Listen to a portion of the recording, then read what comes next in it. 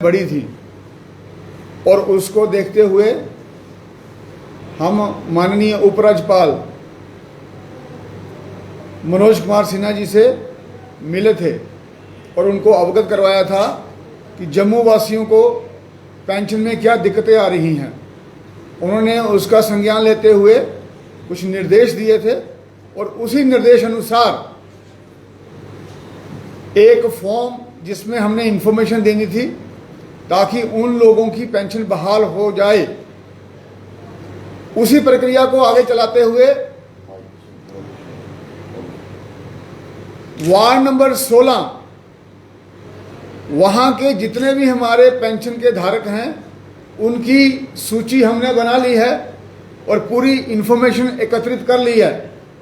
और बाकी वार्डों में भी हमारे माननीय पार्षद दिन रात मेहनत कर रहे हैं कि लोगों को पेंशन से जो असुविधा हो रही है वो ना हो। मैं आपको दिखाना चाहता हूं, ये पूरे वार्ड की हमारे पेंशन्स की इंफॉर्मेशन है, जिन जिनको पेंशन मिल रही थी और अब बंद हो गई है। और ये अभी इंफॉर्मेशन और ये फॉर्म्स सोशल वेलफेयर की डायरेक्टर सोशल वेलफेयर के कमिश्नर सेक्रेटरी को जाएंगे और इसको काम को करने के लिए हमारे साथ में 10 लोगों की वॉलंटियर की टीम लगी थी और उन्होंने एक दिन में ही ये सारी इंफॉर्मेशन कलेक्ट कर ली पूरे वार्ड में से। और पूरे वार्ड में 21 हमारी लेन्स हैं और ये करीब 300 के करीब फॉर्म हैं ये। और 3 दिन की कड़ी मेहनत के बाद ये सारी कंपाइलेशन हुई है। उसके बाद इसी प्रकार से पूरे शहर से ये इंफॉर्मेशन एकत्रित करते हुए संबंधित विभाग को पहुंचाई जाएगी। और मुझे पूरी आशा है कि जल्द से जल्द इन लोगों की पेंशन बहाल होगी। और मैं एक निवेदन करना चाहता हूं सबसे कि गरीब के लिए अगर कोई काम नहीं करना चाहता है, कम से कम अफवाहें ना फैलाएं। जो काम करना चाहते हैं वो काम करें और जो काम नहीं करना चाहते हैं वो उनको दुख ना पहुंचाएं और अफवाहें ना फैलाएं कि ये नहीं होगा, कैसे होगा। काम करना जरूरी है और कोशिश करने वालों की कभी हार नहीं होती, ये हमको जानना जरूरी है। और मैं सबसे निवेदन करूंगा कि ये फॉर्म फिल करके जल्दी से जल्दी पहुंचाए जाएं माननीय पार्षदों के पास और उसके बाद में इसकी आपकी प्रक्रिया शुरू होगी। अगर किसी को कोई दिक्कत आती है इस फॉर्म को भरने में या इंफॉर्मेशन देने में, वो मेरे से भी यहाँ आके संपर्क कर सकता है और इस ऑफिस से आके इंफॉर्मेशन ले सकता है। और हम सबका ये प्रयास रहना चाहिए कि जो लोग आज अपनी पेंशन ना मिलने के कारण थोड़े दुखी हो गए हैं, कईयों को दवाइयाँ नहीं मिल रही, कईयों का घर नहीं चल रहा, हमको उनका सहारा बनना है, ना कि उनको हमें निराश करना है। और हम सबका यही प्रयास रहना चाहिए, उनको हम आशा दें और उनके लिए काम करें।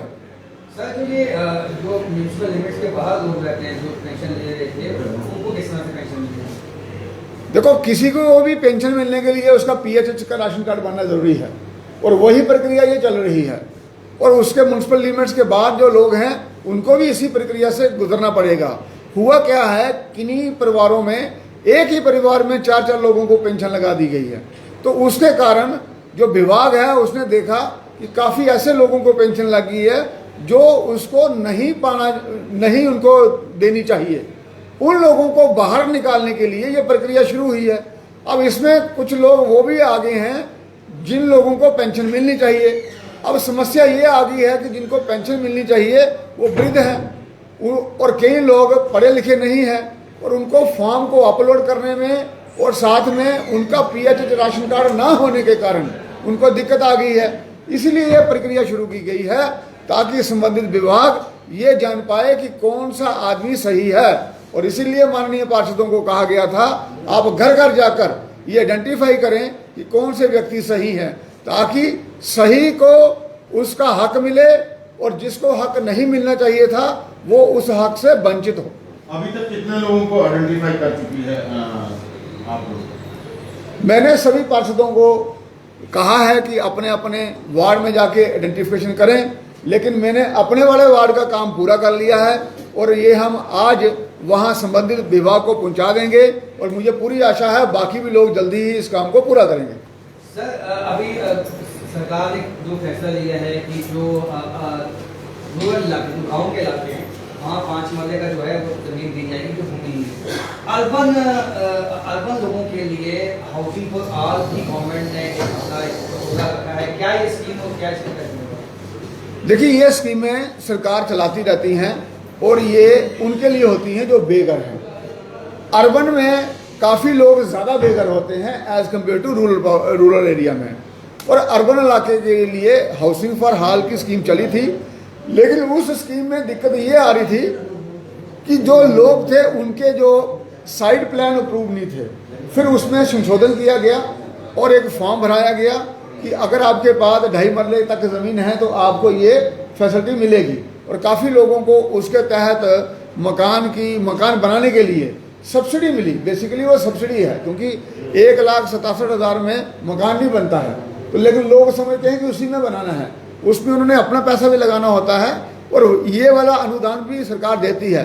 और इसी प्रकार से जो मिडिल ग्रुप है उसके लिए भी स्कीम थी, हायर इनकम ग्रुप के लिए भी स्कीम थी, ये बनाई जाती हैं। और साथ में एक कम्युनिटी हाउसिंग की वो भी स्कीम है, और आने वाले दिनों में ये सब चीज़ें लोगों तक पहुंचाई जाएंगी और लोगों को इसका लाभ होगा।